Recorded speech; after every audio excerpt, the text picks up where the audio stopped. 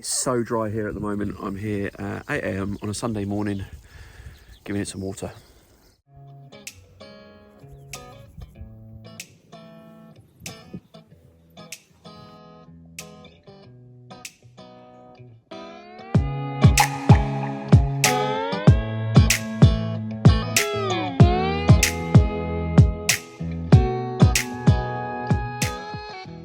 Hello and welcome back to my channel.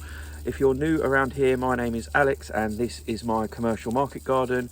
I'm in a JM40A style market garden trying to grow vegetables for the first time to sell commercially through a veg box service and wholesale locally. As I said in the intro, it's Sunday morning. I've just popped up here to water because it's ridiculously dry. We had a really sunny day yesterday, and although it's a bit overcast at the moment, it's meant to break up and be another sunny day today. So I've jumped down here to chuck some water on the farm, as you can see, and you know, I'm still using my new watering system, which you'll be familiar with if you watched the last video I uploaded and showed you around all of my irrigation system. Now, as soon as we're here, I'm only watering. I don't want to get hot and sweaty. I'm just going to be having a wander around checking on things. I thought I'd film some of it along the way and show you guys how things are going on. So let's start off with some good news, because there's plenty of bad news coming up, let me tell you. And that is that my onions sets that have been in, that were a complete disaster, if you remember. I planted 2 full beds of them, and I don't know whether they rotted in the wet or whatever, but we only ended up with about half a bed of onions from sets. We're in the process of replanting those for a second batch of onions now. But anyway, the onions that did survive have started to bulb up, so let me show you how I can see that signs of that. I mean, it's pretty obvious, it's not rocket science, but you can see the oh, my finger, let's focus, starting to fatten up at the base. Same with this one behind. Oh, I've just snapped off a bit, brilliant.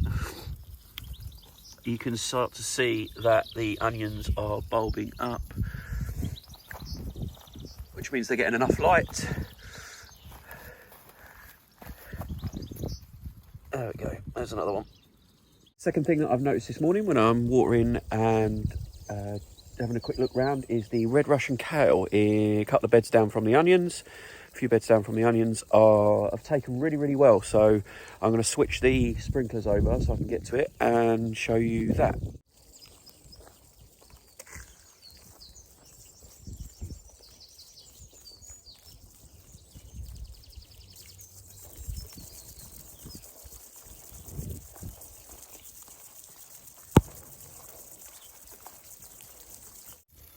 So in block A, bed 4, A4, I did a half and half bed of red Russian Kale and Cavalier Nero, and you can see here that's halfway down the bed, and it's where it switches from one to the other. And the red Russian Kale has definitely taken better than the Cavalier Nero so far. So I'm going to show you that first, and then show you first signs of some of the issues that I'm having with the Cavalier Nero. So as I said, this is in bed A4. And it's spaced, really intensively spaced. These are for small leaves, small tender leaves, so they're spaced at just 15 centimetres apart and 4 rows in a 75 centimetre bed. So there's loads, probably upwards of 150 plants. I'll work it out in a minute and put it on here. Upwards of 150 red Russian Kale plants, and probably the same again with Cavalier Nero. But as I said, if I have a real close look, sorry for the wobbly camera, it's taken really well. They've only been in a few weeks. It's been in a real drought, but there's real good signs of new growth. Let's get rid of that weed. Of fresh new growth. And I don't think, if I can keep on top of the water and keep them wet enough and the sun keeps shining, I don't think it'll be long until I can start picking some of the leaves of these. Got a little bit of hay fever this morning, first of the season. I don't know if they've cut some grass around here or done something to the fields, but it's kicking up.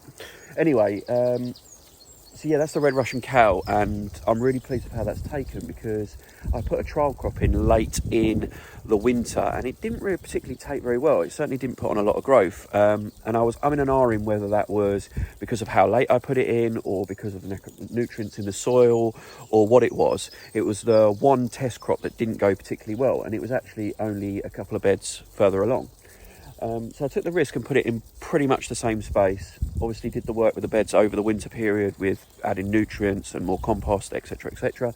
And as I said, I'm really pleased that it's taken particularly well, and the new growth in the middle looks really healthy. So I can only put down the lack of growth at the end of winter to me getting them out in the field too late.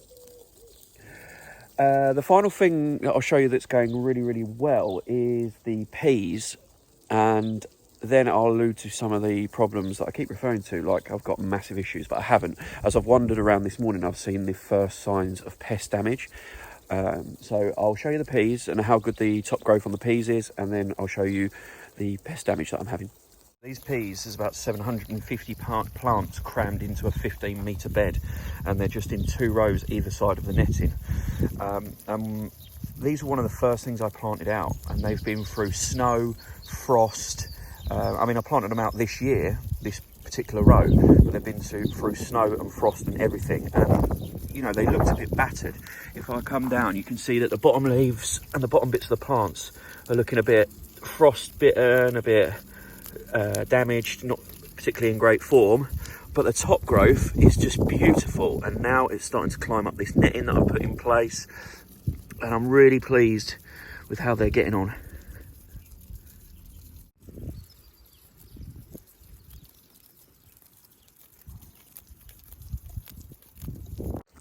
So it's pigeons. Pigeons, I think, are what I'm having problems with on the farm.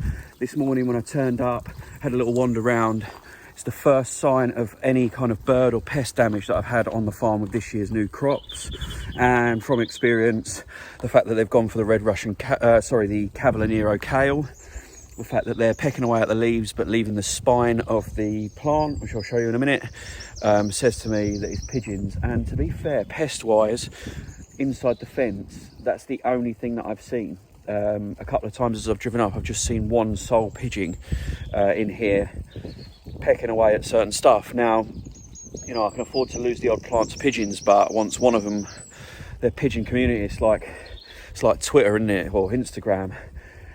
Once one of them finds that there's a buffet of food here, they stick it out on Twitter to all their other pigeon mates, and I'll have them all here. I'll have them all here feasting on my lovely vegetables free of chemicals and pesticides, which, you know, I'd love to be able to plant a field of kale for the pigeons to eat, but yeah, I can't afford to do that. So anyway, stop waffling, let me show you the damage.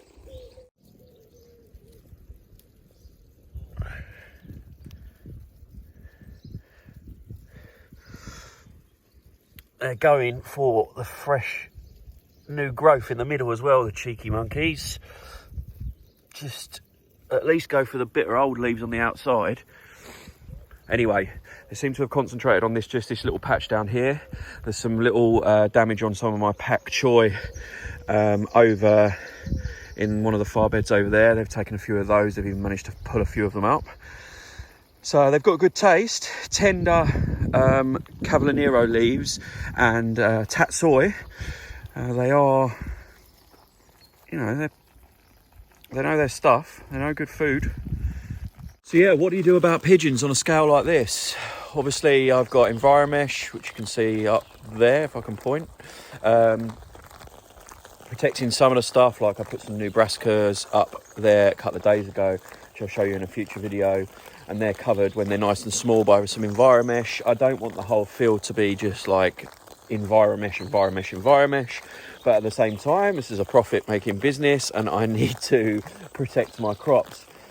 So I'm going to try and think of some deterrents, do some research on some deterrents, try and keep them out of here, whether that's reflectors and scarers. But, you know, if you take London pigeons as an example, they ain't scared of too much. So yeah, if you know of any pigeon deterrents that you can use on a large scale like this, give me a shout. Worst case, the crops that they really go for, like the Cavalier Nero and stuff like that, I will have to net. the aesthetics of the place won't look as great, or I'll certainly have to net them when they're really young. I've never tended to have the problems with the plants once they're nice big leaves and established, but it might be something new that I've got to deal with. So yeah, not ideal, but you know, we're 6, 7, 8 months at least into the farm now, and this is the first sign of any pest issues that I've had, other than the cutworm, which is obviously below the soil pest issues, which I've dealt with through nematodes. And yeah, I've got my work cut out. A challenge for me. I don't know if you can see this, because I'm really zoomed in, so it's going to be really wobbly, but look at him. There he is on top of that post, just staring at me. We're having a bit of a face-off at the moment. Staring contest. Anyway, let's not end the video on a bad note. Let's wander up here to Block B, and I'll show you how well my garlic is looking and the kohlrabi. Look, more evidence. More evidence. Anyway, here's the garlic. Looking pretty good. 3 beds. This one that's a bit greener in the 10th bed in Block B. So B10 is the hard neck variety. Then we've got the 2 soft neck varieties next door. There's some yellowing on the leaves. Doesn't look too bad. I'm not too concerned. I know it's been really, really dry, but the central growth, which is the stuff that I always care about and worry about, is really, really green, really, really luscious. The hard neck have been in for a lot longer, so they're a bit further established. And again, like the onions, you can start to see signs at the base that they're fattening up, which is great news. So yeah, really positive news about the garlic. And then here in these 2 beds, which is B5 and 6, 5 and 6, there's red kohlrabi on the left in B5. In B6 there's green kohlrabi, with the odd red one filled in because I had some spares and just filled in the gaps, the ones that didn't take. But anyway, these 2 beds look super luscious. Obviously looks a lot drier here because I haven't watered this yet this morning, but that's what this is for, because I haven't got an irrigation system set up in Block B yet. But yeah, they're looking great, they're looking good. A few tiny bits of damage from the pigeons, but nothing major, nothing to worry about. And again, success story so far. Should always add in there so far. Right, anyway, that's enough wandering around and waffling this morning. Thanks for joining me. I'm going to crack on and finish off watering these beds here. Lettuce bed next to it's looking particularly dry, so I'm going to zip this sprinkler on and get these beds watered. Oh, a robin's just landed literally a metre behind the camera. I wish I could flip this around, but I can't. Right on top of my sprinkler that's off. It looks really cute. I'll try and get a picture in a sec. Anyway, thank you so much for joining me. Hit that like button if you like this little relaxed Sunday morning walk round. And I will see you in... Oh, I don't know if you saw that. You flew right past me. I'll see you in the next one. Bye-bye.